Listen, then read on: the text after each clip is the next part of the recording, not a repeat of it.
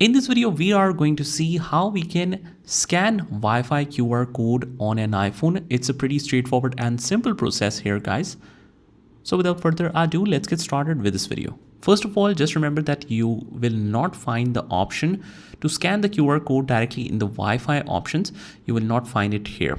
So instead, what you need to do is, first of all, just find the QR option on the control panel. Now, how do we access the control panel? It's right here. From the top right hand corner where the battery icon is, you just swipe downwards and you will see a QR scanner here. Otherwise, you can directly try it with the camera. So let me just use it.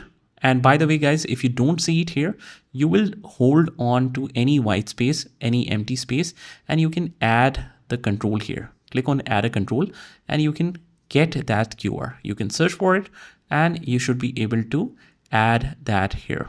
So after you have added it, what you can do is just simply click on it once and you have your QR code ready, just like this one. You scan it, it will read it, and then you can simply join it. As you can see, now I am able to join this network. If I swipe, if I check it from here, click on the Wi-Fi settings, I'm now connected to the TP-Link router. But if you are not able to scan this, what you need to do is you need to enable the QR scanning option. You head over to the settings and you search for camera options, click on camera. And from here, you will scroll all the way down to this section, which allows you to scan the QR code. So if this is disabled, you just need to toggle that on, and that is how we do it. After that, you can try it with the camera as well. Let's open up the camera and it's giving me the option to join the TP-Link router. Click on join.